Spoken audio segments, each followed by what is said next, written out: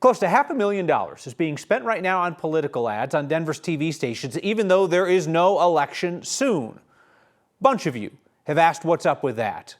Deanne, Don, Mike, Sheldon, Ray, Kathy, Jim, Kate, and there's more. You've all asked about that ad that we're airing that praises President Trump, who of course cannot legally run again. So politics guy Marshall Zellinger fired up the truth test machine in the offseason.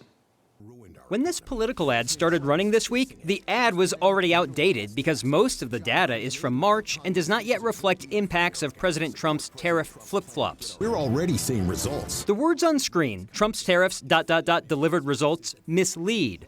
The New York Times article it references appears to be this story about how Mexico's president said she delivered results to avoid 25% tariffs, which Trump still put in place. The Mexican government extradited drug cartel leaders to the U.S. and sent the Mexican National Guard to the border to limit illegal crossings. Trump still imposed the tariffs. The cost of living's coming down. It is true that inflation that does not take into account food and energy is at a 4-year low, a trend that started in February 2023, 2 years before Trump took office. The Forbes article also cited in the ad includes a quote from an economist that says the shock to consumer goods prices from tariff hikes is not reflected yet. It is provably false that gas prices are also at 4-year lows. This is data direct from the U.S. government. In April, the average gas price was $3.29. It was 7 cents cheaper in March.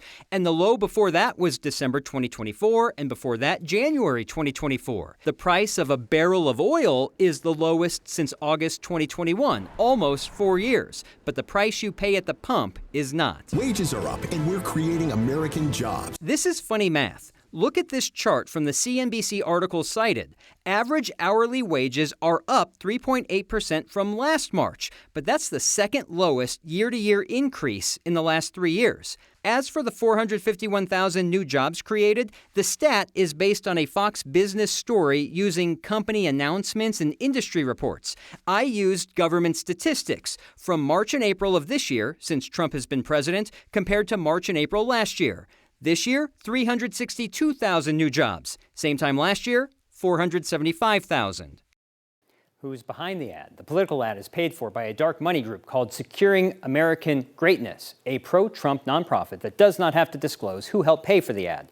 By my math, looking at the FCC records of political files, it's about $420,000 plus for the 2 weeks of ads that are going to air in Denver TV stations. Axios, Kyle, reported recently that these are airing in areas where there are contentious congressional district races coming up. Oh, so they'd be looking at Colorado's 8th congressional, so that's Gabe Evans' seat, Republican. He's already got a couple Democratic challengers, and it's thought to be one of the closest races in the country. I could not get that confirmed, but it shakes out because there's also an ad touting Gabe Evans right now from a different group, also kind of pro-Trump. It's interesting. I get the sense that the pro-Trump people love this because it's like a victory march that continues on television, and the anti-Trump people find it exhausting.